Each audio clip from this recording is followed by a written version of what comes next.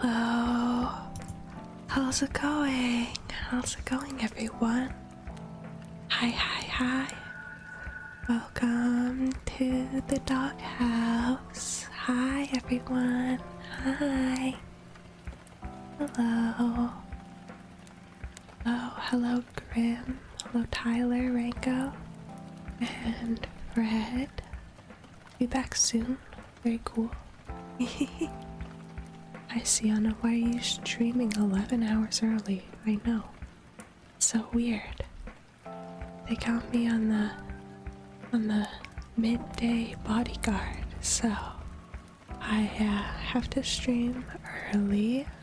I am very EP still. Yeah. I have a very long day of bodyguarding ahead of me, but I really wanted to do something for Friday the 13th, so I am doing it now. Yay! I'm just glad I could sneak this in. Hello. Howling good. Yay, I'm happy. I hope your Friday the 13th is going spookily well so far. I know, I am excited. I'm excited. Yeah, this is a great day. Friday the 13th in October. It doesn't get any spookier than that, right? Like, that's the spookiest of all. Yeah, so today, I'm gonna be reading for you a story. It's basically like a small book. So, oh my gosh.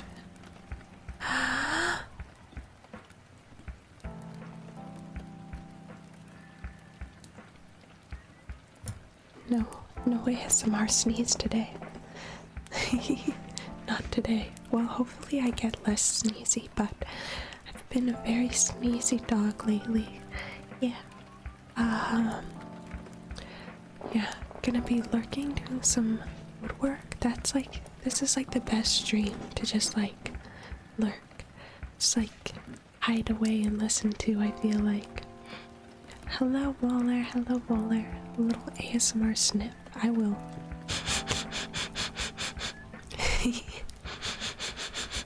There we go. That's allowed. Maybe you'll get a sneeze later, I don't know. It's a Friday the 13th present. So I have some tea. Bubby does not have a cold, but Bubby has very bad seasonal allergies that are for some reason acting up in the fall, I guess, because the seasons are changing, like the grass is dying and the leaves are falling, so I suppose that's why I'm so sneezy. I'm gonna have a little tea. Yeah. Perfect for sleeping. Yes, sleepy time. That's why I usually like to do these at night, because I think they're nice for falling asleep too, but you know, it's night for some people that it's not usually night for, so that's nice.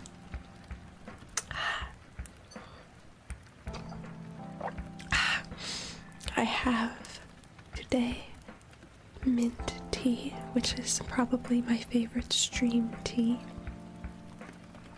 and it has like a lot of honey in it.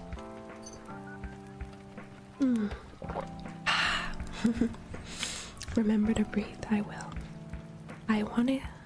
I originally wanted to get through the whole story today, but I have to go in early to bodyguard because there's so many bodies. They need extra help. So we'll probably just get through like half and then I'll finish the other half soon. It'll leave you on a little cliffhanger. But yes, the story I am reading is A Strange Case of Dr. Jekyll and Mr. Hyde, and I've read this story before. I really like it, and all of its like variants I really enjoy. When I think because I read it without knowing anything about it somehow, it was like a very amazing experience. I didn't have anything spoiled for me, so if you've somehow avoided all information of this story before, it is like a real treat. It is also good if you know what it's about, but yeah. So, I'm just gonna get situated a little bit.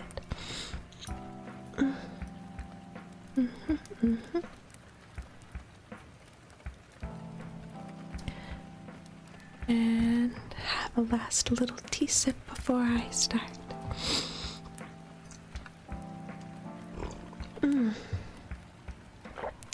Yum. Yum, yum, yum. Okay.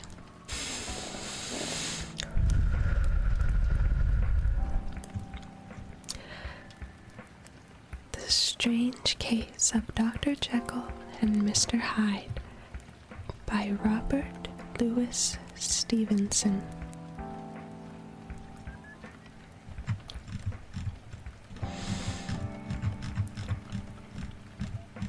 Oh my gosh, there's so much stuff to scroll through. Oh my gosh, okay.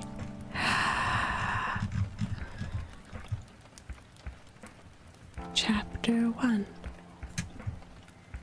Story of the Door.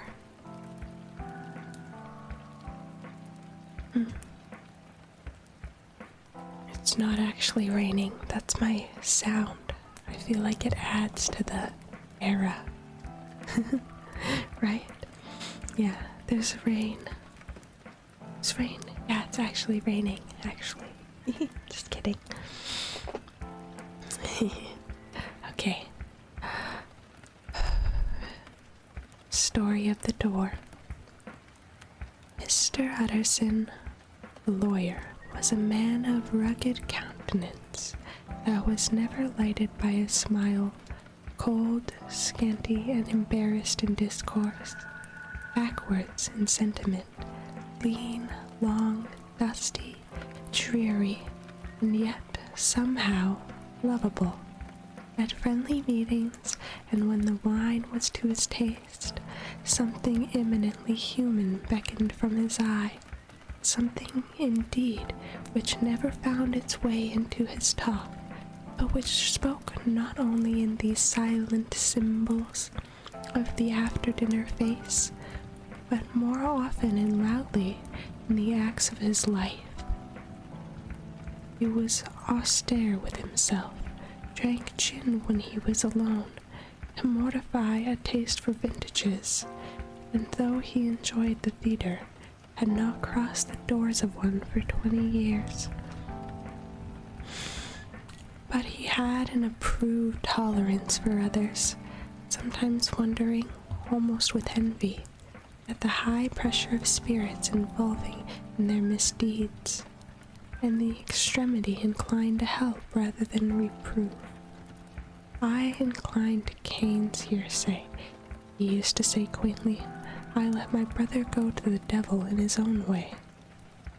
In this character, it was frequently his fortune to be the last reputable acquaintance and the last good influence in the lives of down-going men. And to such as these, so long as they came about his chambers, he never marked a shade of change in his demeanor. No doubt the feat was easy to Mr. Utterson, for he was undemonstrative at the best, and even his friendship seemed to be founded in similar catholicity of good nature. It was the mark of a modest man to accept his friendly circle ready-made from the hands of opportunity, and that was the lawyer's way. His friends were those of his own blood, or those whom he had known the longest. His affections, like ivy, were the growth of time. They implied no aptness in the object. Hence, out the bond that united him to Mr. Richard Enfield, his distant kinsman, a well-known man about town. It was a nut to crack for many. What these could see in each other, or what subject they could find in common, it was reported by those who encountered them on their Sunday walks, that they said nothing, looked singularly dull, and would hail with obvious relief the appearance of a friend. For all that, the two men put the greatest store by these exertions, counted them the chief jewel of each week, and not only set aside occasion of pleasure, but even resisted the call of business, that they might enjoy them uninterrupted. It chanced on one of these rambles that their way led them down to a by-street in a busy quarter of London. The street was small, and what is called quiet, but it drove a thriving trade on the weekdays. The inhabitants were all doing well, it seemed, and all emulously hoping to do better still, and laying out the surplus of their grains and crockery, so that the front stood along that thoroughfare with an air of invitation, like rows of smiling saleswomen. Even on Sunday, when it veiled its more florid charms and lay comparatively empty of passage, the streets shone out in contrast to its dingy neighborhood, like a fire in a forest, and with its freshly painted shutters, well-polished brasses, general cleanliness, and gaiety of note, instantly caught and pleased the eye of the passengers. Two doors from one corner on the left hand going east, the line was broken by the entry of a court, and just at that point a certain sinister block of building thrust forward, its gable on the street. It was 2 stories high, showed no window, nothing but a door on the lower story, and a blind forehead of discolor wall on the upper, and bore in every feature the marks of prolonged and sordid negligence. The door, which was equipped with neither bell nor knocker, was blistered and distained. Tramps slouched in the recess and stuck matches on the panels. Children kept shop upon the steps. The schoolboy had tied his knife in the molding, and for close on a generation, no one had appeared to drive away these random visitors or to repair their ravages. Mr. Enfield and the lawyer were on the other side of the by-street, but when they came upon the entry, the former lifted up his cane and pointed. "Did you ever remark that door?" he asked, and when his companion had replied with the affirmative, "It is connected in my mind," added he, "the very old story."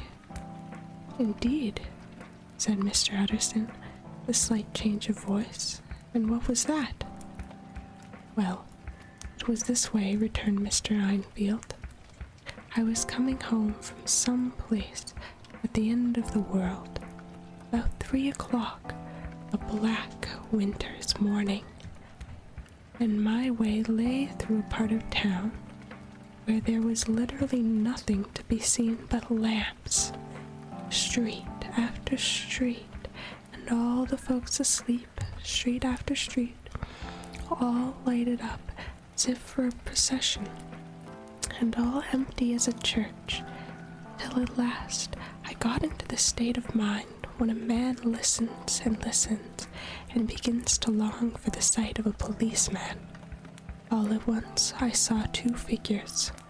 One, a little man who was stumbling along eastward at a good walk, and the other, a girl of maybe 8 or 10, who was running as hard as she could down a cross street. Well, sir, the two ran into each other naturally enough at the corner, and then came the horrible part of the thing. The man trampled calmly over the child's body, left her screaming on the ground. It sounds nothing to hear, but it was hellish to see. It wasn't like a man, it was like some kind of, I gave a few holla, took to my heels, collared my gentleman, and brought him back to there, where there was already quite a group about screaming children. He was perfectly cool and made no resistance, but gave me one look so ugly that it brought out the sweat on me like running. People who had turned out, these were the girl's own family, and pretty soon the doctor for whom she had been sent put in his appearance. Well, the child was not much the worse, more frightened according to the sawbones, and there you might have supposed would be an end to it. But there was one curious circumstance. I had taken a loathing to my gentleman at first sight. So had the child's family, which was only natural. But the doctor's case was what struck me. He was the usual cut and dry apothecary, no particular age and color, with a strong Edinburgh accent, and about as emotional as a bagpipe. Well, sir, he was like the rest of us. Every time he looked at my prisoner, I saw that Sawbones turned sick and white with desire to kill him. I knew what was in his mind, just as he knew what was in mine. Killing being out of the question, but we did the next best. We told the man that he could, and would, make such a scandal out of this as should make his name stink from one end of London to the other. If he had any friends or any credit, we undertook that he should lose them. And all the time, as we were pitching it in red hot, we were keeping the women off best as we could. They were all wild. I never saw a circle of such hateful faces. There was a man in the middle with a kind of black, sneering coolness. I too. I could see that, but carrying it off, sir, really like Satan. You choose to make a capital out of this accident, he said. I am naturally helpless. No gentleman but wishes to avoid a scene, he said. Name your figure. Well, we screwed him up to £100 for the child family, and he would have clearly liked to stick out. But there was something about the lot of us that meant mischief, and at last he struck. The next thing was to get the money. Where do you think he carried us but to the place with the door? Whipped out a key, went in, presently came back with a matter of £10 in gold and a cheque for the balance on the goods, drawn payable to the bearer and signed with a name that I can't mention, though it's one of the points of my story. But it was a name at least very well known and often printed. The figure was stiff, but the signature was good for more than that if it was only genuine. I took the liberty of pointing out to my gentleman that the whole business looked apocryphal, and that a man does not, in real life, walk into a cellar door at 4 in the morning and come out with another man's cheque for close to £100. But he was quiet, easy, and sneering. Set your mind at rest, he said. I will stay with you till the bank's open and cash the check myself. So we all set off, the doctor and the child's father, and our friend and myself, and passed the rest of the night in my chamber. And the next day, when we had breakfast, went into the bank. I gave them the check myself and said I had every reason to believe it was forgery. Not a bit of it. The check was genuine. Tut, tut, said Mr. Utterson. I feel as you do, said Mr. Enfield. Yes, it's a bad story, for my man was a fellow that nobody could have to do with, a real damnable man. And the person that drew the check is the very pink of your properties, celebrated too. What makes it worse? One of your fellows, who do what they call good. Blackmail, I suppose. An honest man paying through the nose for some of the capers in his youth. Blackmail house is what I call that place with the door, in consequence. Though even that, you know, is far from explaining it all, he added, and with the words fell into a vein of musing.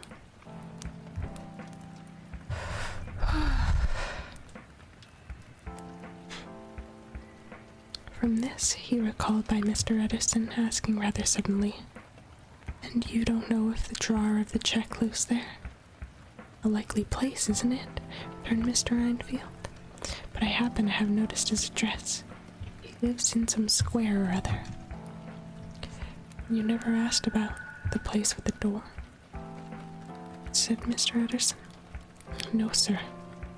I had a delicacy," was the reply. "I feel very strongly about putting questions. It partakes too much to the style of the day of judgment. You start a question, it's like starting a stone. You sit quietly on top of a hill, and away the stone goes. Starting others, and presently some bland old bird, the last you would have thought of, is knocked on the head in his own back garden. The families have to change their name. No, sir. I make it a rule of mine. The more it looks like Queer Street, the less I ask." "Very good rule, too," said the lawyer. "But I have studied the place for myself," continued Mr. Enfield. "It seems scarcely a house. There is no other door, and nobody goes in or out of that one but once in a while the gentleman of my adventure. There are 3 windows looking on the court on the first floor, none below. The windows are always shut, but they're clean. And then there is a chimney, which is generally smoking, so someone must live there. And yet, it's not so sure. The buildings are so packed together about the court that it's hard to say where one ends and the other begins." The pair walked on again for a while in silence. And then, "Enfield," said Mr. Utterson, "it's a good rule of yours." "Yes, I think it is," returned Enfield. "But for all that," continued the lawyer, "there's one point I want to ask. I want to ask the name of the man who walked over the child." "Well," said Mr. Enfield, "I can't see what harm it would do. It was a man by the name of Hyde." Said Mr. Utterson. "What sort of man is he to see?" "He is not easy to describe. There's something wrong with his appearance, something displeasing, something downright detestable. Never saw a man I disliked, and yet I scarce know why. He must be deformed somewhere.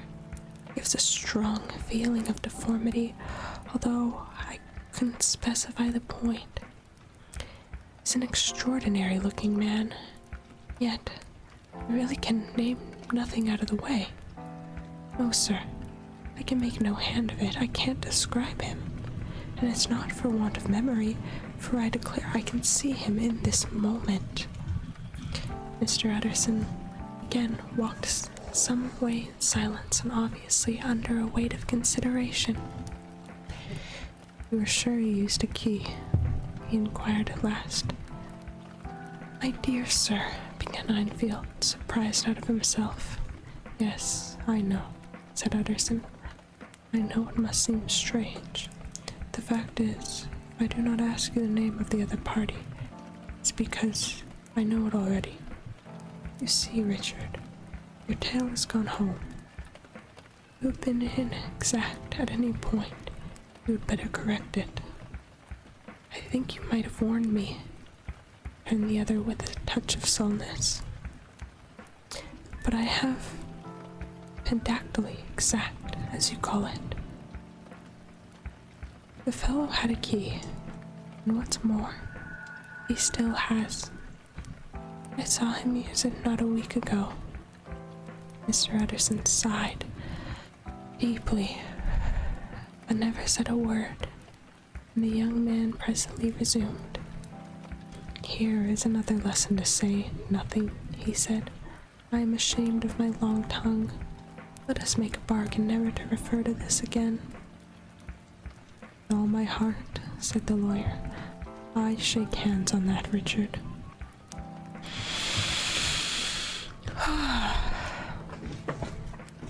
End chapter 1. Tea time.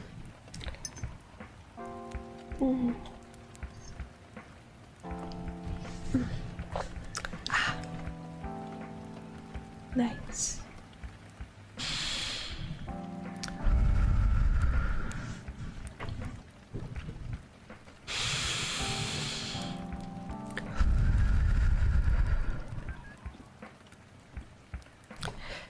Chapter 2.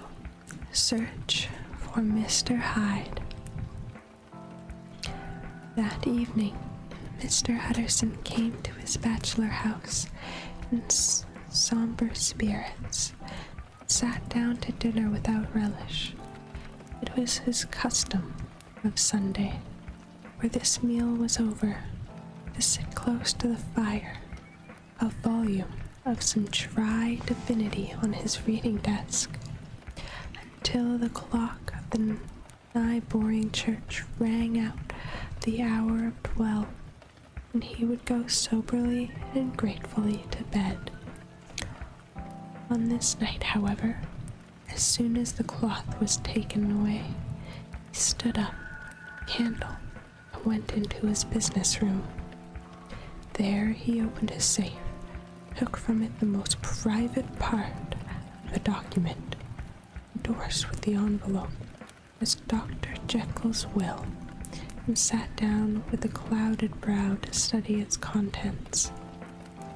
The will was holographed. Mr. Utterson took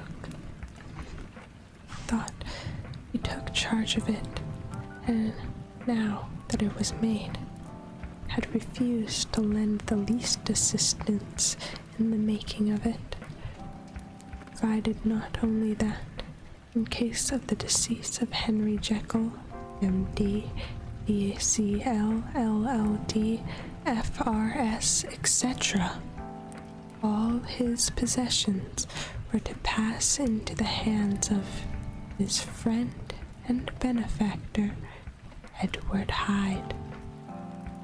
But that in case of Dr. Jekyll's disappearance or unexplained absence for any period exceeding 3 calendar months, the said Edward Hyde should step into the said Henry Jekyll's shoes without further delay, and free from any burden or obligation beyond the payment of a few small sums to the member of the doctor's household.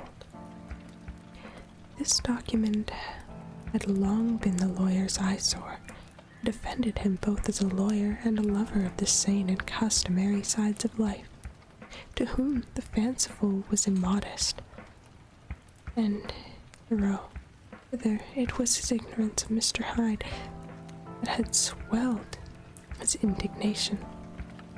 Now, by a sudden turn, it was his knowledge. It was already bad enough when the name was but a name of which he could learn no more. It was worse when he began to be clothed upon with this detestable attributes, detestable attributes, and out of the shifting, insubstantial mist that had long baffled his eyes, there leaped up the sudden, definite presentment of a fiend. "I thought it was madness," he said, as he replaced the obnoxious paper in the safe. "And now I begin to fear it is disgrace." With that he blew out the candle, put on a great coat, and set forth in the direction of Cavendish Square, that citadel of medicine where his friend, the great Dr. Lanyon, had his house and received his crowding patients. If anyone knows, it'll be Lanyon, he had thought. The solemn butler knew and welcomed him. He was subjected to no stage of delay, but ushered directly from the door to the dining room where Dr. Lanyon sat over his wine. This was a hardy, healthy, dapper, red-faced gentleman with a shock of hair, prematurely white, and boisterous and decided manner. At sight of Mr. Ederson, he sprang up from his chair and welcomed him with both hands. The gentility, his way of a man, was somewhat theatrical to the eye, but it reposed on genuine feeling. These two were old friends, old mates, both at school and college, both thorough respecters of themselves and of each other. And what does not always follow men who thoroughly enjoy each other's company? But a little rambling talk. The lawyer led up to the subject which, so disagreeable, preoccupied his mind. "I suppose, Lanyon," he said, "you and I must be the two oldest friends that Henry Jekyll has." "I wish the friends were younger," chuckled Dr. Lanyon, "but I suppose we are. And what of that? I've seen little of him now." "Indeed?" said Ederson. "I thought you had a bond of common interest." "We had," was the reply, "but it is more than 10 years since Henry Jekyll became too fanciful for me. He began to go wrong in the mind, and though of course I continued to take an interest in him for old sake's sake, as they say, I see and have seen devilish little of the man. Such unscientific balderdash," added the doctor, blushing suddenly purple. "What of a strange Damon and Pythias? This little spirit of temper was somewhat of a relief to Mr. Ederson. They have only differed on some point of science, he thought, and being a man of no scientific passions, except in the matter of his conveyance, he even added, "There's nothing worse than that." He gave his friend a few seconds to recover his composure, then approached the question he had come to put out. "Did you ever come across a protege of his? One Hyde?" he asked. "Hyde," repeated Lanyon. "No, never heard of him. Since my time."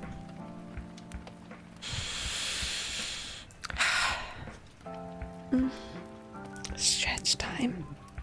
Little stretch time.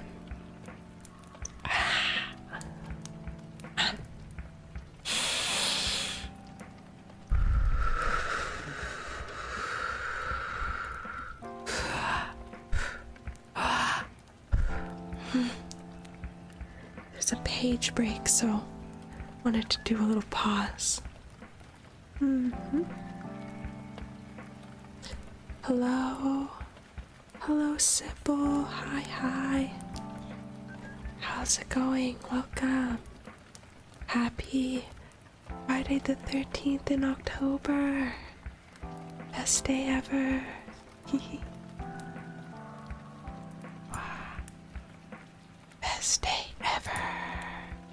best day ever. Comfy stream, happy 13th. Hope you're doing well. Yay, I am doing well. Happy 13th. Happy 13th. Same to you. Yes, yes. Oh, and Fred has returned. Wow, what timing. Wow. Wow.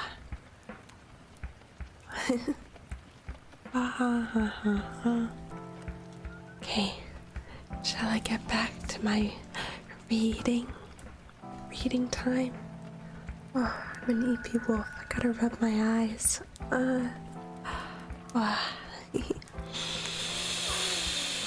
Okay. Where we have left off, the lawyer, Mr. Utterson, is in search of Dr. Jekyll's protege, Mr. Hyde. Yes, protege and sole beneficiary. Yes. What could happen next? I have no idea. Okay.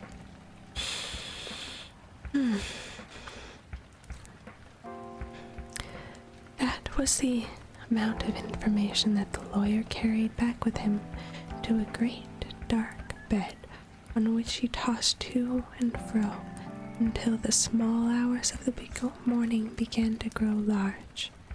It was a night of little ease to his toiling mind, toiling in the mere darkness and besieged by questions. 6 o'clock struck on the bells of the church. It was so conveniently near to Mr. Utterson's dwelling. And still he was digging at the problem. Hitherto it had touched him on the intellectual side alone, but now his imagination was also engaged, or rather enslaved. As he lay and tossed in the gross darkness of the night and the curtained room, Mr. Einfield's tale went up before his mind in a scroll of lighted pictures. He would be aware of the great field of lamps of a nocturnal city, then of the figure of a man walking swiftly, then of a child running from the doctor's, and then these met. The human trod of the child, the human pushed down the child, passed on regardless of her screams, or else he would see in a room, a rich house, where his friend lay asleep, dreaming and smiling at his dreams, and then the door, the room would be opened, the curtains of the bed plucked apart, then sleeper recalled, and lo, there he would stand of his figure, to whom power was given, and even at that dead hour he must rise and do its bidding. The figure in these two phases haunted the lawyer at night, and if at any time he dozed over, it was but to see it glide more stealthily through sleeping houses, or move more swiftly, and still more swiftly even to Disney's, through the wider labyrinths of a lamp-lighted city. At every street corner crush a child and leave her screaming, and still the figure had no face by which he might know it. Even in his dreams it had no face, or one that baffled him and melted before his eyes, and thus it was there he sprang up and grew apace in the lawyer's mind, a singularity strong, almost an inordinate curiosity to behold the features of the real Mr. Hyde. If he could but once set eyes on him, he thought, the mystery was lightened and perhaps rolled altogether away. It was the habit of a mysterious thing. When well examined, you might see a reason for a friend's strange appearance, or bondage, call it what you please, and even for the startling cause of will. At least it would be a face worth seeing, the face of a man who was without bowels of mercy, a face which had to show itself to rise up in the mind of an unimpressionable Einfield, a spirit of enduring hatred. From that time forward, Mr. Utterson began to haunt the door in the by-street of shops. In the morning, before office hours, and noon, when busyness was plenty and time scared. At night, under the face of the fogged city moon, by all lights and at all hours of solitude or concourse, the lawyer was to be found at his chosen post. If he be Mr. Hyde, he had thought, I shall be Mr. Seek. And at last his patience was rewarded. It was a fine, dry night, frost in the air, the streets as clean as a ballroom floor, lamps unshaken by any wind, drawing a regular pattern of light and shadow. By 10 o'clock, when the shops were closed, the by-street was very solitary, and, in spite of the low growl of London from all around, very silent. Small sounds carried far. Domestic sounds out of houses were clearly audible on either side of the roadway, and the rumor of the approach of any passenger preceded him by a long time. Mr. Utterson had been some minutes at his post when he was aware of an odd, light footstep drawing near. In the course of his nightly patrols, he had long grown accustomed to the quaint effect of which the footfalls of a single person, while he still in a great way off, suddenly spring out distinct from the vast hum and clatter of the city. Yet his attention had never before been so sharply and decisively arrested, and it was strong, superstitious prevision of a success that he withdrew into the entry of the court. The steps drew swiftly nearer and swelled out louder as they turned at the end of the street. The lawyer, looking forth from the entry, could soon see what a manner of man he had to deal with.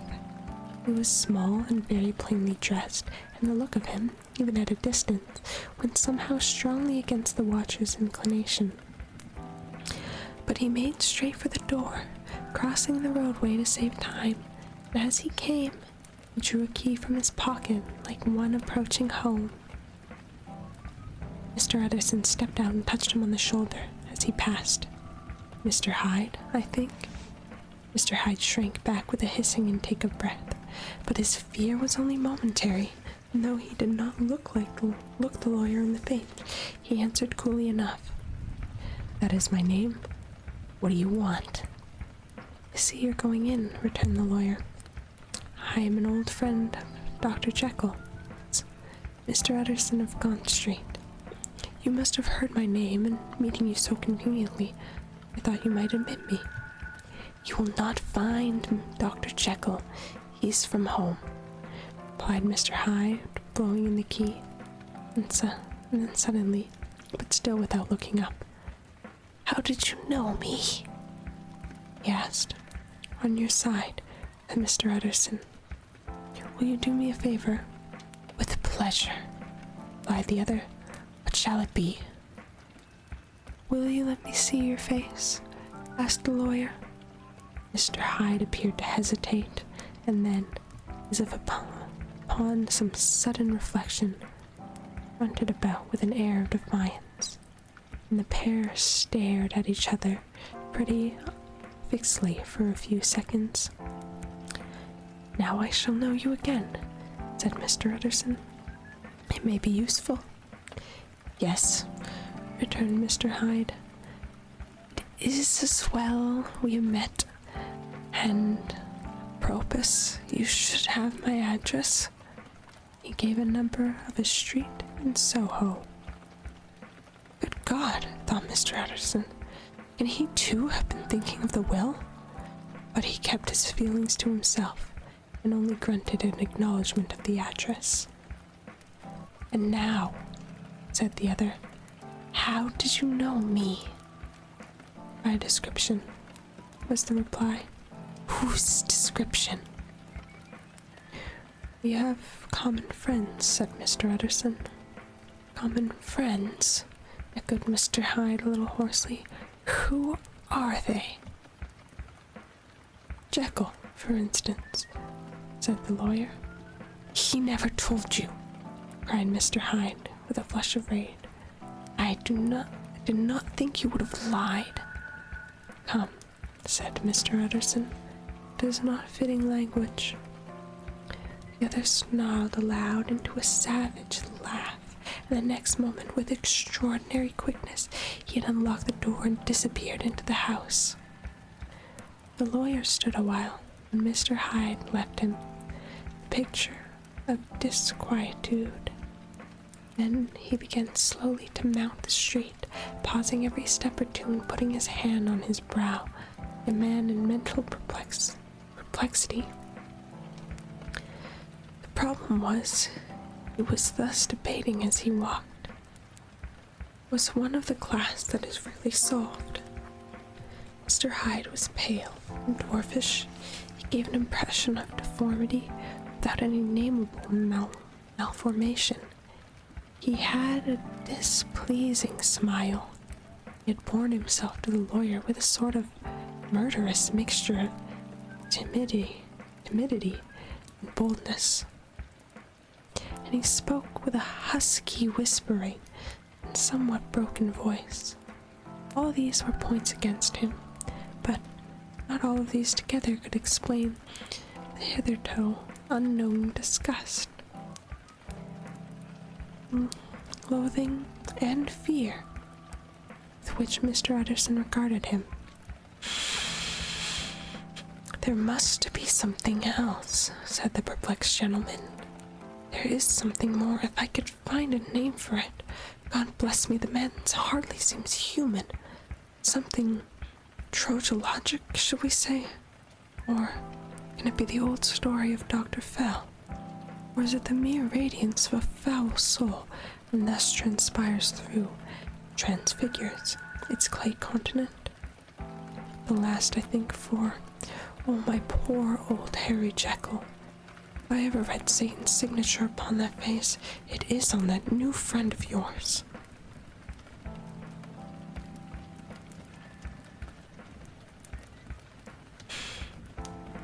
Round the corners, from the by-streets, there was a square of incident. Handsome houses, for now the most part decayed from their high estate, and let in flats and chambered to all sorts of condition of men.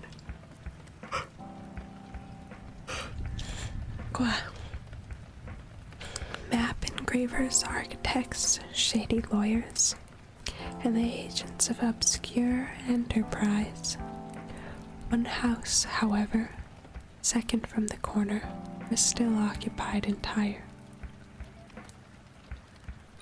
And at the door of this, which wore a great air of wealth and comfort, though it was now plunged in darkness, except for the fanlight, Mr. Utterson stopped and knocked. A well-dressed, elderly servant opened the door. Is Dr. Jekyll at home, Poole? Asked the lawyer. I will see, Mr. Utterson, said Poole, admitting the visitor, as he spoke, into a large, low-roofed, comfortable hall paved with flags. Oh my gosh. Paved with flags, warmed, after the fashion of a country house, by bright open fire, and furnished with costly cabinets of oak. Will you wait here by the fire, sir? Or shall I give you a light in the dining room? Here, thank you, said the lawyer, and he drew near and leaned on the tall fender. This hall, in which he was now left alone, was a pet fancy of his friend, the doctor. Utterson himself was wont to speak of the unpleasant room in London, but tonight there was a shudder in his blood. The face of Hyde sat heavy on his memory. He felt, what was rare to him, a nausea and distaste of life, and in the room of his spirits he seemed to read a menace in the flickering of the firelight on the polished cabinets and the uneasy starting of the shadow on the roof. He was ashamed of his relief when Poole presently returned to announce that Dr. Jekyll was gone out. "I saw Mr. Hyde go into the old dissecting room, Poole," he said. "Is that right? Where Mr. Jekyll is from home?" "Quite right, Mr. Utterson, sir," replied the servant. "Mr. Hyde has a key." "Your master seems to repose a great deal of trust in that young man, Poole," resumed the other musingly. "Yes, sir, he does indeed," said Poole. "We all have orders to obey him." "I do not think I ever met Mr. Hyde?" asked Utterson. "Oh, dear no, sir. He never dines here," replied the butler. "Indeed, we see very little of him on this side of the house. He mostly comes and goes into the laboratory." "Well, good night, Poole." "Good night, Mr. Utterson." And the lawyer set out homeward with a very heavy heart. Poor Harry Jekyll! Not. My mind misgives me he is in deep waters. He was wild when he was young, a long while ago to be sure, but in the law of God there is no statute of limitations. Aye, it must be that. The ghost of some old sin, cancer of some concealed disgrace, punishment coming. Pede claudo. Years after memory had forgotten itself, condoned their fault, and the lawyer, scared by the thought, rotted away a while on his own past, groping in the corners of memory, lest by chance some jack-in-the-box of an old inquiry should leap into the light there. His past was fairly blameless. Few men could read the rolls of their life with less apprehension. He was humbled to the dust by the many ill things he'd done, and raised up again into a sober and fearful gratitude by the many he'd come so near to doing yet avoided. And then, by a return of his former subject, he conceived a spark of hope. This Master Hyde, if he were studied, thought he, must have secrets of his own, black secrets. By the look of him, secrets compared to which poor Jekyll's worst would be like sunshine. Things cannot continue as they are. It turns me cold to think of this creature stealing like a thief to Harry's bedside. Poor Harry, what awakening! And the danger of it, for this Hyde suspect the existence of the will he may grow impatient to inherit. I must put my shoulders to the wheel, if Jekyll will not let me, he said. Jekyll will only let me. For once more he saw before his mind's eye, as clear as transparency, the strange clauses of the will. End of chapter 2.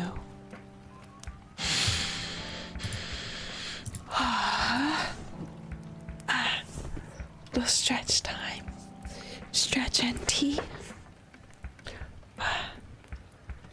Gonna do a light adjustment. Just because I'm speaking a little bit louder than I usually do, I'm just gonna turn that down. I think that should be better. I think that's good. Yeah, maybe I'm not as loud now. Hopefully. I think I was kind of loud. Up. That should be good.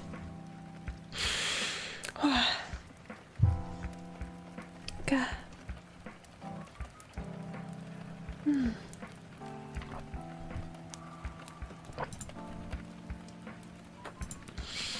Hopefully you're all cozied up and in bed listening with some snacks, or maybe you're working on a paper, or maybe you're drawing or woodworking or something. Comfy vibes, yes. Hello. Hello. Hello, Basil. Hello. Comfy dog. Oh, wait. I'm supposed to be scary. Scary comfy. It's spooky comfy.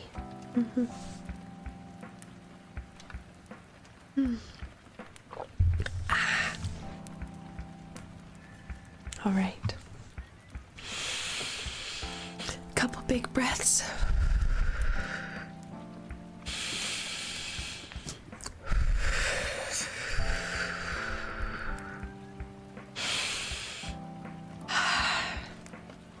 And a stretch.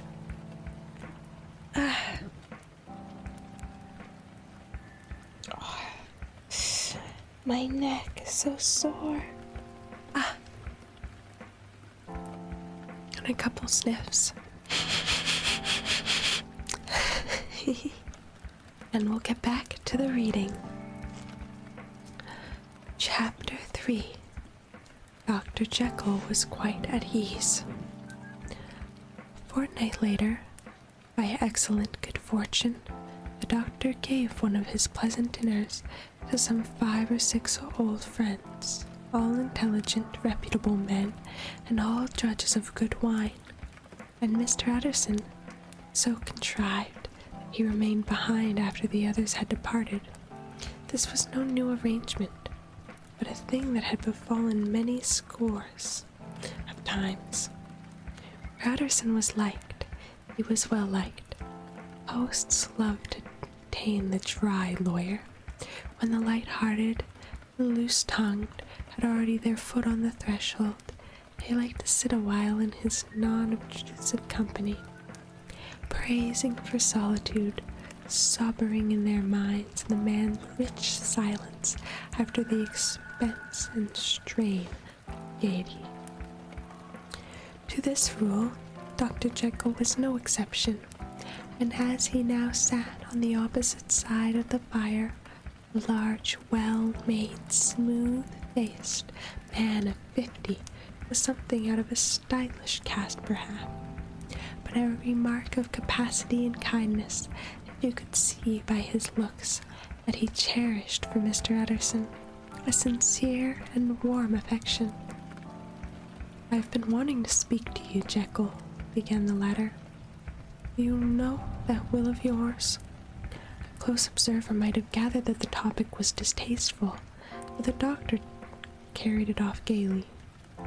"My poor Utterson," he said, "you are unfortunate in such a client. I never saw a man so distressed as you were by my will, unless it were that hide-bound pedant, Lanyon, and what he calls my scientific hearsays. Oh, I know he's a good fellow, but you don't need him. An excellent fellow, and I always mean to see more of him. But a hide-bound pedant for all that, an ignorant, blatant pedant. I was never more disappointed in any man than Lanyon." "No, I never approved of it," pursued Utterson, ruthlessly discarding that fresh topic. "My will? Yes, certainly, I know of that," said the doctor, a trifle sharply. "You have told me so." "Well, I tell you so again," continued the lawyer. "I have been learning something of young Hyde." The large, handsome face of Dr. Jekyll grew pale, the very lips, and there came a blackness about his eyes. "I do not care to hear more," he said. "This is a matter I thought we had agreed to drop." "What I heard was abominable," said Utterson.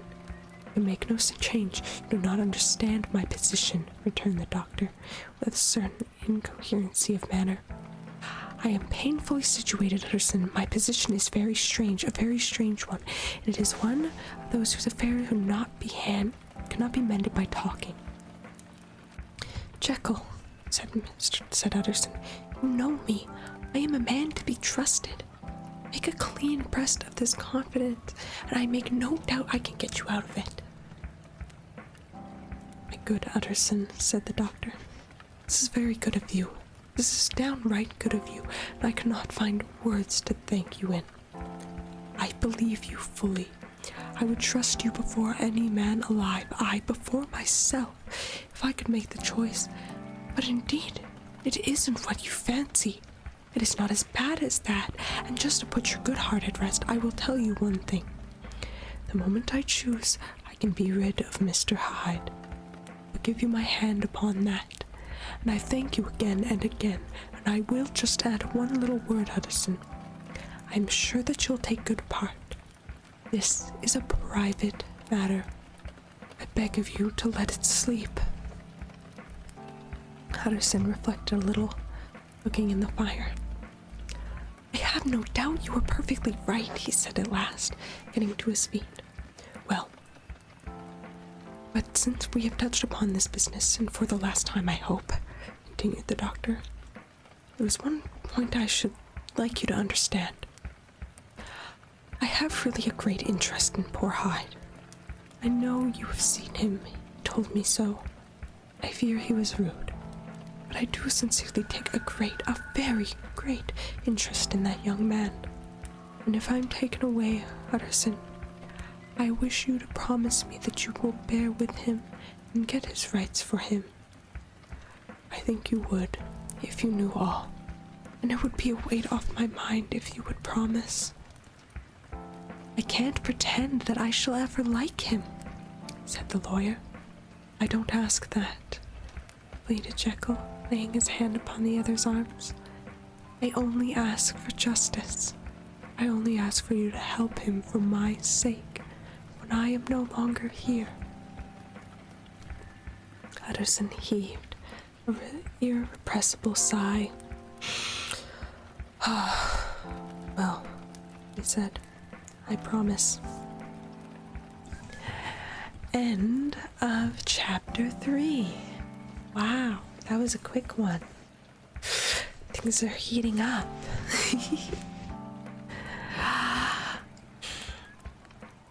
A little tea sip. Hello to anyone who has come in. Hello.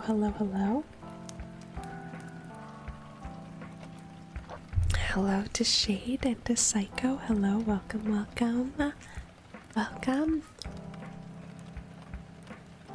Welcome to any VOD watchers coming in at this point. Welcome.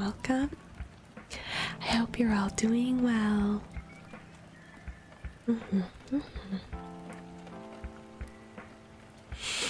All right, I'm going to continue on.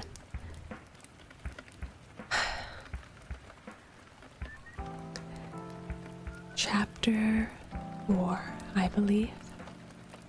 The Karu murder case. Nearly a year later, in the month of October, 18, London was startled by a crime of a singular ferocity and rendered all the more notable by the high position of the victim. The details were few and startling. A maidservant living alone in a house not far from the river had gone upstairs to bed around 11.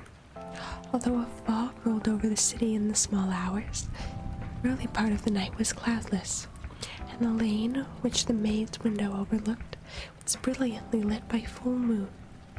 It seemed she was romantically given, for she sat down upon her box, which stood immediately under the window, and fell into a dream of musing. Never, she used to say, with streaming tears, when she narrated that experience, never had she felt more at peace with all men or thought more kindly with the world. And as she sat, so became aware an aged, beautiful gentleman with white hair, drawing near along the lane and advancing to meet him. Another and very small gentleman, to whom she paid less attention to at first. When they had come within speech, which was just under the maiden's eye, the older woman bowed and accosted the other with a pretty manner of politeness. It did not seem as if the subject of his address were of great importance, indeed, from his pointing. It sometimes appeared as if he were only inquiring his way. The moon shone on his face as he spoke, and the girl was pleased to watch it. It seemed to breathe such an innocent and old-world kindness of disposition. It was something too high, too, as a well-rounded self-content. Presently, her eye wandered to the other, and she was surprised to recognize him in a certain Mr. Hyde, who had once visited her master, and for whom she had conceived a dislike. He had his hand on a heavy cane, with which he was trifling, but he answered never a word, and seemed to listen with ill-contained patience. And then, all of a sudden, he broke out into a great flame of anger, stamping with his foot, brandishing the cane, and carrying on, as the maid described it, like a madman. The old gentleman took a step back, with the air of one very much surprised and trifle hurt. And at that, Mr. Hyde broke out of the bounds and clubbed him into the earth. The next moment, with ape-like fury, he was trampling the victim under his foot and hailing down a storm of blows, under which the bones were audibly shattering, and the body jumped upon the roadway. The horror of these sights and sounds, the maid fainted. It was 2 o'clock when she came to herself and called the police. The murderer was long gone, but there laid his victim in the middle of the lane, incredibly mangled. The stick with which he did the deed had been gone, although it was some rare and very tough and heavy wood, had broken in the middle under the stress and insignificant cruelty, and one splintered half had rolled into the neighboring gutter, and the other, without doubt, had been carried away by the murderer. A purse and a gold watch were found upon the victim, but no cards or papers, except a sealed and stamped envelope, which had been probably carried to the post, and which bore the name and address of Mr. Utterson. This was brought to the lawyer the next morning, before he was out of bed, and he had no sooner seen it and been told the circumstances, than he shot out a solemn lip. "I say nothing till I have seen the body," he said. "This may be serious. Have the kindness to wait while I dress." With the same grave countenance, he hurried through his breakfast and drove down to the police station, whither the body had been carried. As soon as he came into the cell, he nodded. "Yes," he said, "I recognize him. I am sorry to say that this is Sir Danvers Carew." "Good God, sir," exclaimed the officer. "Is it possible?" The next moment, his eyes light up with professional ambition. "This will make a deal of noise," he said, "and perhaps you can help us to the man." And he briefly narrated what the maid had seen, and showed the broken stick.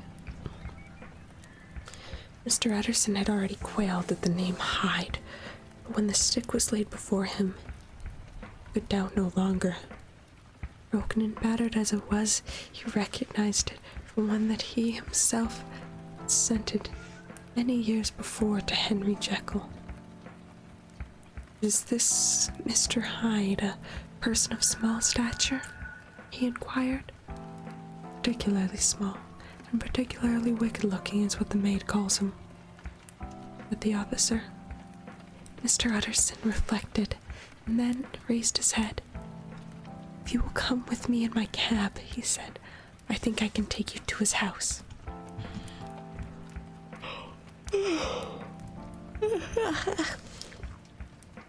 A little yippee.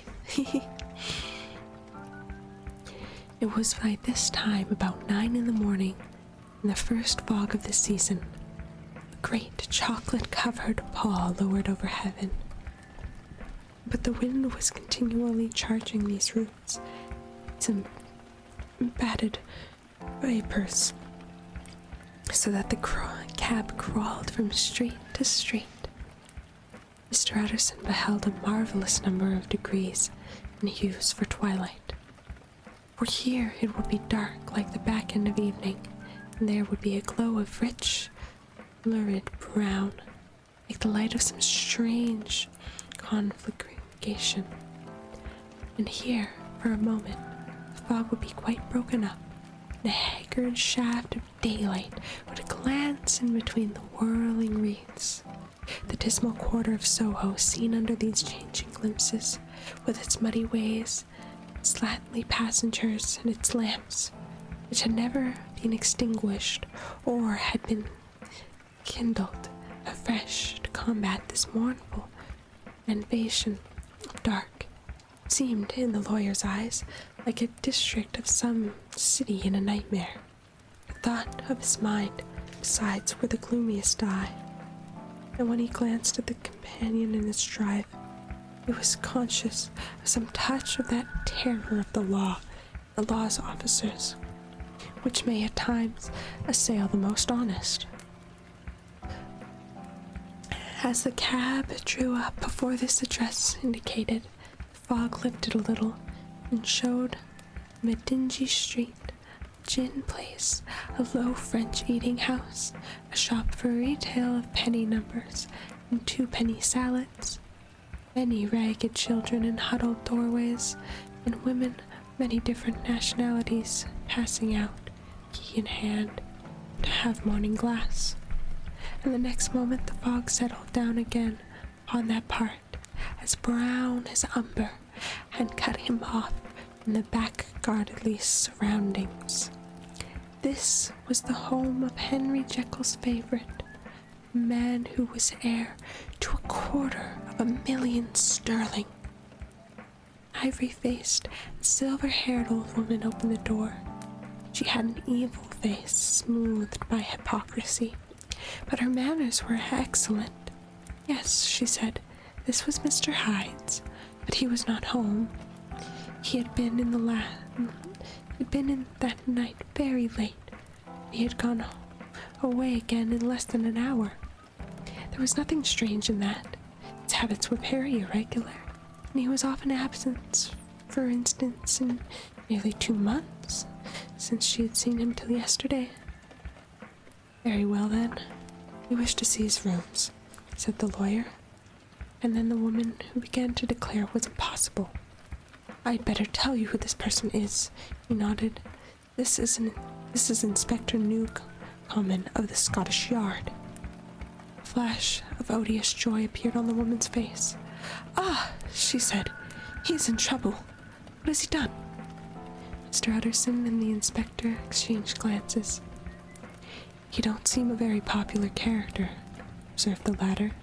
And now, my good woman, just let me and this gentleman have a look about us. In this whole extent of the house, which but the old woman remained otherwise empty, Mr. Hyde had only a couple of rooms. These were furnished with luxury and good taste. The closet was filled with wine, the plate was of silver, the napery elegant. A good picture hung upon the walls, a gift, as Utterson supposed, from Henry Jekyll, who was much a connoisseur, and the carpets were of many plies and agreeable in color. At this moment, however, the room bore every mark of having been recently thoroughly ransacked. Clothes lay about the floor, their pockets inside out, lock-fast drawers stood open, and the hearth that lay on a pile of grey ashes, as though many papers had been burned. From these embers, the inspector disinterred the butt end of a green checkbook, which had resisted the action of the fire, and the other half of the stick was found behind the door, and this clinched his suspicion.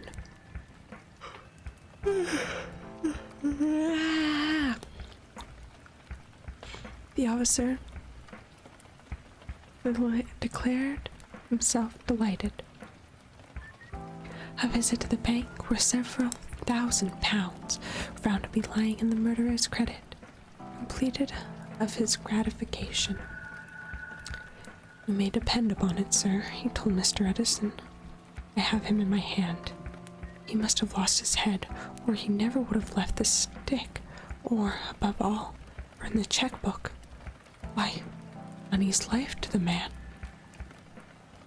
We have nothing to do but wait for him at the bank and get out the handbills." This last, however, was not so easily accomplished. Mr. Hyde had numbered few families. Even the master of this servant maid had only seen him twice. His family could nowhere be traced. He had never been photographed, and few who could describe him differed widely, as common observers will. Only on one point were they agreed, and that was the haunting sense of unexpressed deformity with which the fugitive impressed his beholders. End of chapter 4. Or was that 5? I don't know. I'm so tired.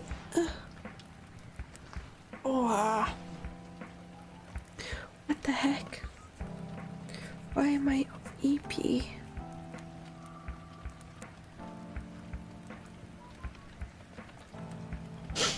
Why? I'm EP dog.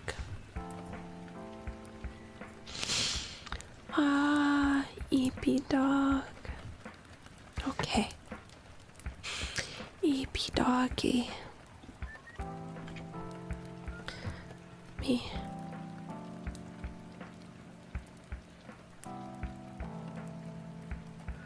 I think probably one more chapter and then I'll have to go. Piana, indeed. Okay. Hopefully I'll finish this very soon. Very soon. Yeah.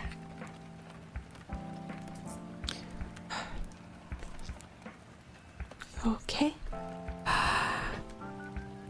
Beginning of chapter. Incident of the letter.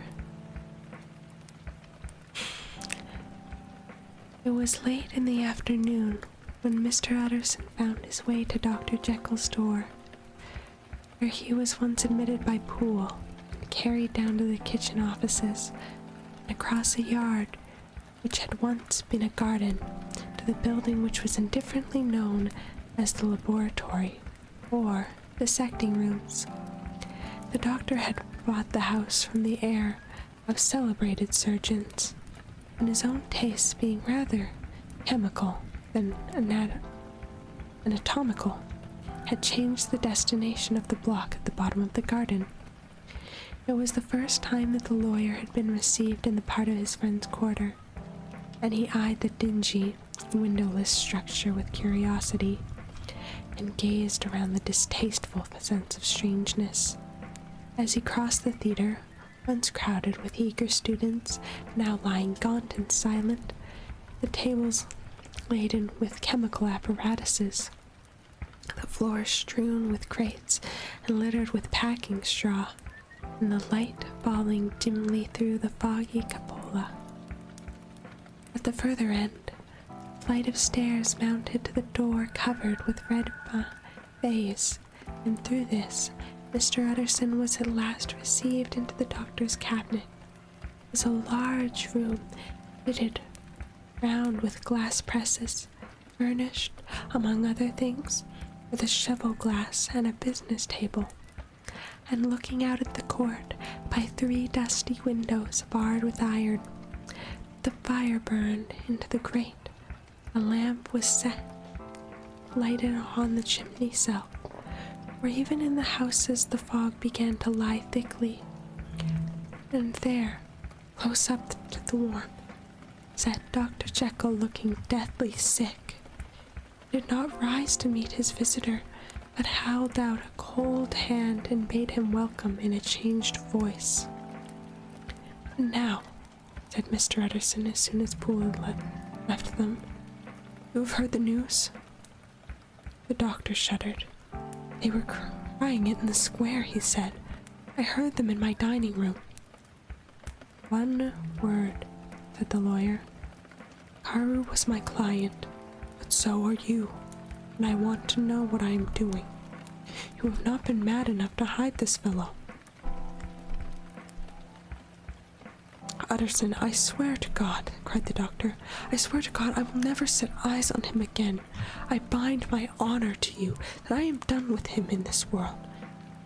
It is all at an end, and indeed he does not want my help. You do not know him as I do. He is safe. He is quiet, safe. Mark my words, he will never more be heard of. The lawyer listened gloomily. He did not like his friend's feverish manner. You seem pretty sure of him, he said, and for your sake I hope you may be right. If it came to a trial, our name might appear. I am quite sure of him, replied Jekyll. I have grounds for sincerity that I cannot share with anyone, but there is one thing which you may advise me. I have received a letter, and I am at a loss whether I should show it to the police. I should like to leave it in your hands, Utterson. Would you judge wisely? I am sure. I have so great a trust in you. You fear, I suppose, that it might lead to his detection? Asked the lawyer. No, said the other. I cannot say that I care what becomes of Hyde. I am quite done with him.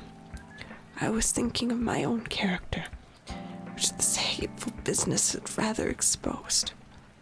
Utterson ruminated a while. He was surprised at his friend's selfishness, and yet relieved by it. Well, he said, at last, let me see the letter.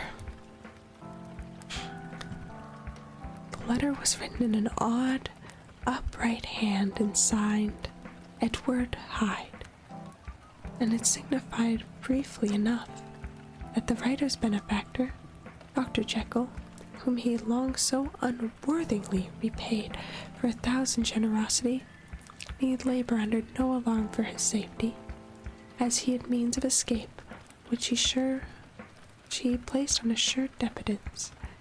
The lawyer liked this letter well enough. It put a better color on the intimacy than he had looked for, and he blamed himself for some of his past decisions.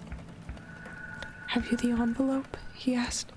I burnt it, replied Jekyll, before I thought what I was about, but it bore no postmark. The note was handed in.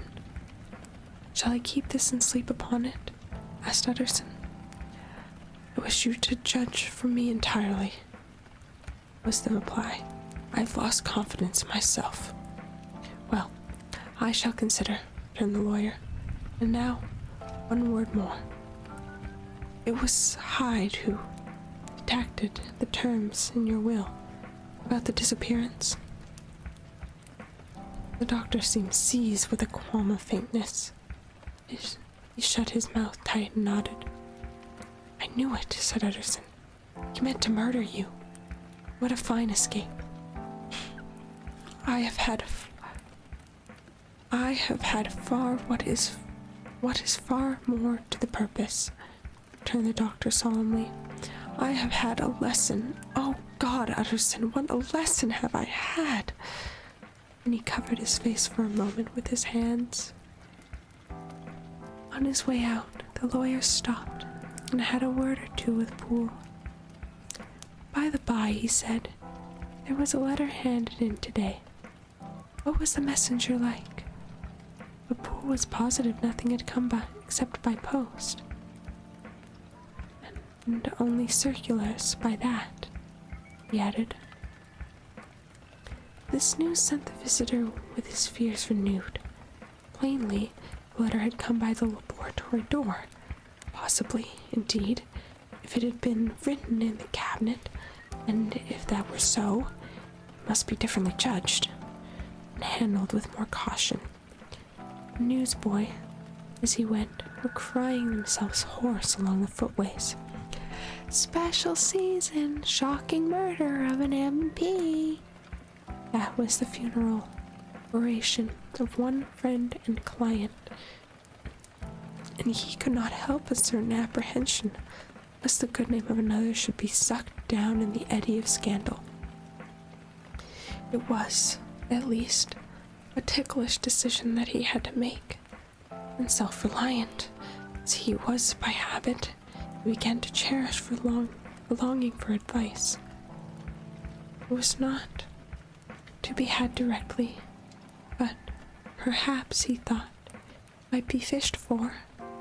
Presently after, he sat on one of his own hearth, with Mr. Guest, his head clerk, upon the other, and midway between, at a nicely calculated distance from the fire, a bottle of particular old wine that had long dwelled unsunned in the foundation of his house.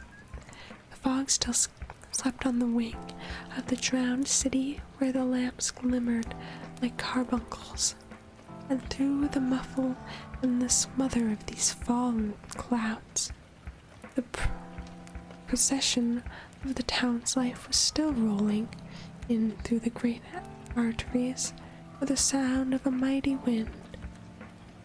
But the room was bright with firelight. In the bottle, the acids were long ago resolved. The imperial dye had softened with time. As the colors grew richer, stained the windows. In the glow of hot autumn afternoon on hillside vineyards was ready to be set free and disperse the fogs of London. Insensibly, the lawyer melted. There was no man from whom he kept fewer secrets than Mr. Guest, and he was not always sure that he had kept many as he meant.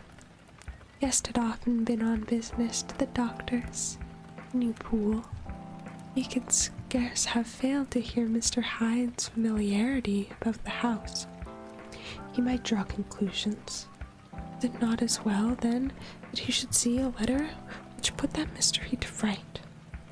And above all, since Guest, being a great student and critic of handwriting, would consider the step natural and obliging. The clerk, besides, was a man of counsel. He could scarce read this so strange a document without dropping a remark. And by that remark, Mr. Utterson might shape his future course. "This is a sad business about Sir Danvers," he said. "Yes, sir, indeed. It has elicited a great deal of public feeling," returned Guest. "The man, of course, was mad." "I should like to hear your views on that," replied Utterson. "I have a document here in his handwriting. It is between ourselves, for I scarce know what to do about it. It is an ugly business at best. But there it is, quite in your way. A murderer's autograph. Stretch." Guest's eyes brightened, and he sat down at once and studied it with passion. "No, sir," he said. "Not mad, but it is an odd hand." "By accounts, and by all accounts a very odd writer," added the lawyer. Just then a servant entered with a note. "Is that from Dr. Jekyll, sir?" inquired the clerk. "I thought I knew the writing. Anything private, Mr. Utterson?" "Only an invitation to dinner." "Why, you want to see it?" "One moment. I thank you, sir." And the clerk laid the 2 sheets of paper alongside and sedulously compared their contents. "Thank you, sir," he said at last, returning both. "It's a very interesting autograph." There was a pause, during which Mr. Utterson struggled with himself. "Why did you compare them, Guest?" he inquired suddenly. "Well, sir," returned the clerk, "there's a rather singular resemblance. The 2 hands are in many points identical. only differently sloped. Rather quaint, said Utterson. It is, as you say, rather quaint, returned Guest. I would speak of this note, you know, said I wouldn't speak of this note, you know, said the master. No, sir, said the clerk. I understand. But no sooner was Mr. Utterson alone that night than he locked the note into a safe where it reposed from that time forward. What? He thought. Henry Jekyll forged for a murderer? And his blood ran cold in his vein. End of chapter. Okay, one more. I have a little bit of time left. Get a good stretch in, get a good tea sip. We're almost halfway, so this is good.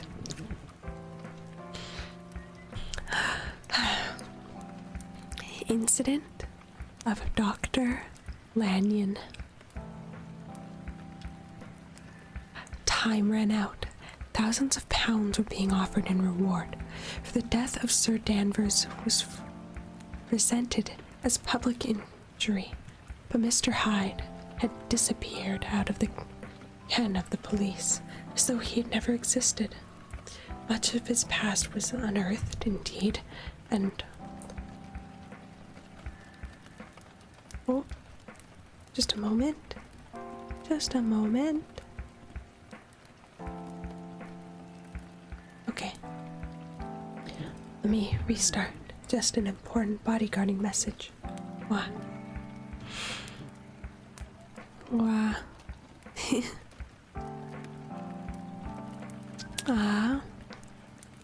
Much of his path was unearthed indeed, and all disreputable tales came out of the man's cruelty. At once so callous and violent, of his vile life, of his strange associates, of the hatred that seemed to have surrounded his career, but of the presence, whereabouts, not a whisper. From the time he had left the house in Soho, on the morning of the murder, it was simply blotted out, and gradually, as time drew on, Mr. Utterson began to recover from the hotness of his alarm, and to grow more quiet with himself. The death of Sir Danvers was, to his way of thinking, more than paid for by the disappearance of Mr. Hyde. Now that evil influence had been withdrawn, a new life began for Dr. Jekyll. He came out of his seclusion, renewed relation with his friends, became once more their familiar guest and entertainer, and whilst he had been known for his charities, he was now no less distinguished for religion. He was busy, he was much in the open air, he did good. His face seemed to open and brighten, as if in inward consciousness of service, and for more than 2 months, the doctor was at peace. On the 8th of January, Utterson had dined at the doctor's with a small party. Lanyon had been there, and the face of the host looked from one to the other as the old days when the trio were inseparable friends. On the 12th, and again on the 14th, the door was shut against the lawyer. The doctor was confined to the house, Poole said, and no one saw. On the 15th he tried again, and was again refused. And having now been used to the last 2 months of seeing his friend almost daily, he found this return to solitude to weigh upon his spirits. The 5th night, he had in guest to dine with him, and the 6th he betook himself to Dr. Lanyon's. There, at least, he was not denied admittance, but when he came in, he was shocked at the change which had taken place at Doctor's appearance. He had his death warrant written legibly on his face. The rosy man had grown pale. His flesh had fallen away. He was visibly balder and older. Yet, there was not much of these tokens of a swift physical decay that arrested the lawyer's notice, as the look in the eye, and the quality of manner that seemed to testify to some deep-seated terror at the mind. It was unlikely that the doctor should fear death, and yet that was what Utterson was tempted to suspect. Yes, he thought, he is a doctor. He must know his own state, that his days are counted, and that knowledge is more than he can bear.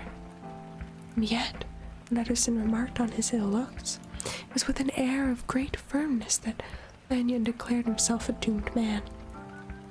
"I have had a shock," he said, "and I shall never recover. It is a question of weeks. Well, life has been pleasant. I liked it, yes, sir. I used to like it.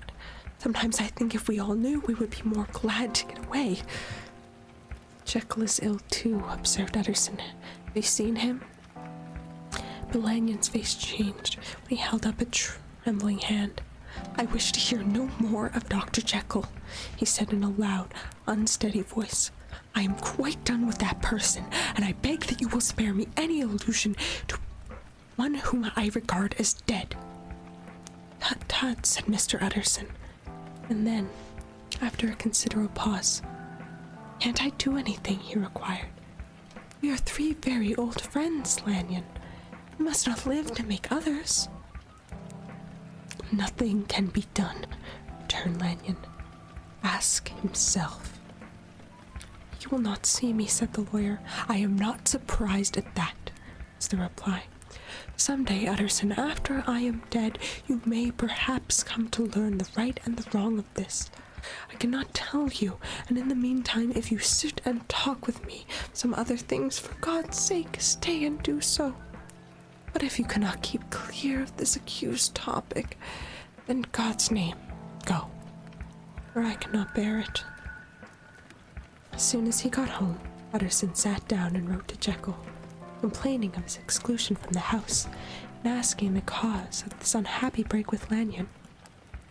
The next day brought him a long answer, often very pathetically worded, and sometimes darkly mysterious in drift. The quarrel with Lanyon was incurable.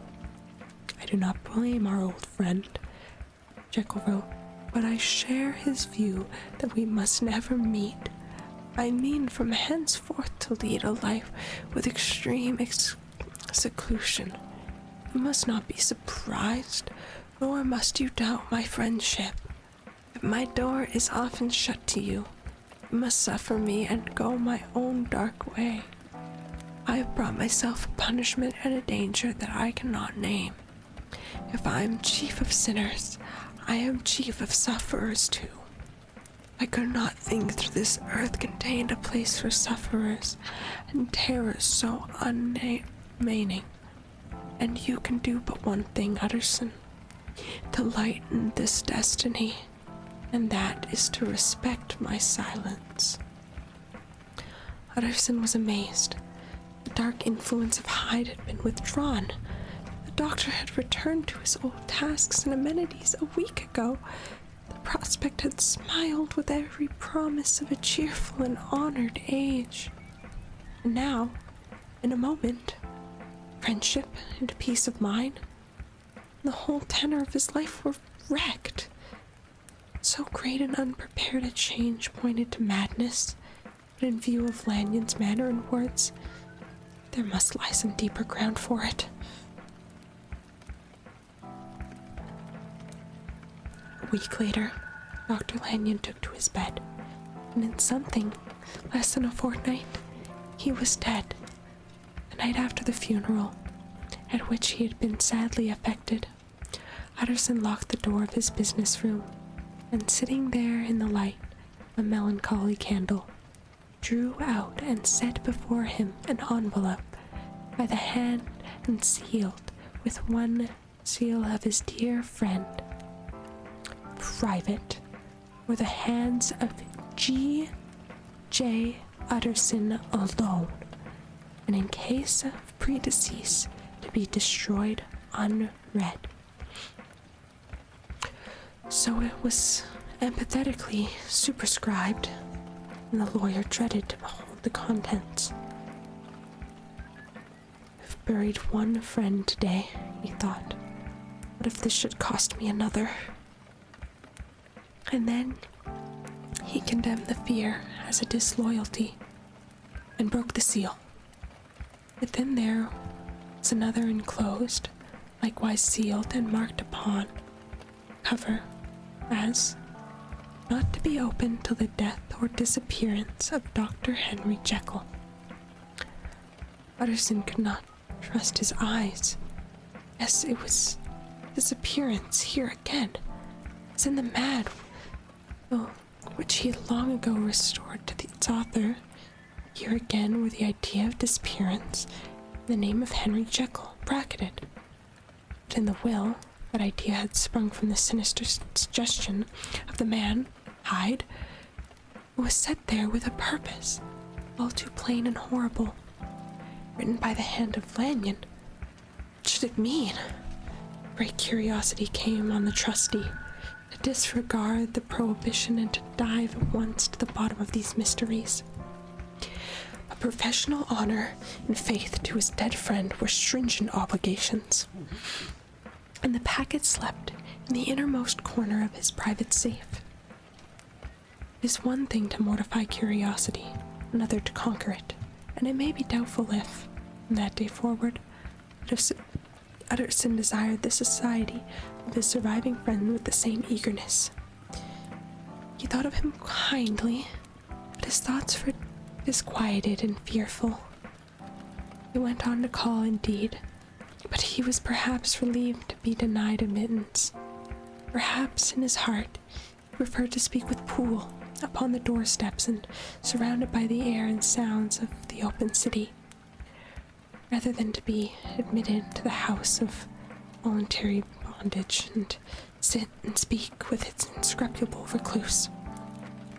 Poole had, indeed, no very pleasant news to communicate. The doctor, it appeared, now more than ever had confined himself to his cabinet over the laboratory, where he would sometimes even sleep. He was out of spirits. He had grown very silent. He did not read. It seemed as if he had something on his mind. Utterson became so used to the unwavering character of these reports that he fell off little by little in the frequency of his visits. End of chapter. And I believe for now, end of reading. Yes, I think we are about halfway through. So we will end it there, and we will continue very soon, so we can all hear the full story if we've never heard it before. Yeah, it is a good one. It has some slow parts, but hopefully you just enjoyed listening to the sound of my voice. Yeah. So, I am going to say goodbye to you all, and I'm gonna get ready to go off bodyguarding, and I'll be very excited to continue this where we left off, okay? Okay? Don't Google anything. Don't spoil yourself. Finish so soon. We'll finish so soon, okay? This was great. I had a very fun time, and I hope you all have a very, very happy Friday the 13th in October, and that's gonna be it from me today, okay? So please enjoy your spooky, scary day. Do lots of spooky, scary things, and I will see ya later, okay? Yeah, I'll see you later, everyone. Have an amazing day. Mwah, mwah, mwah. Bye, bye, bye. See you later. See ya later.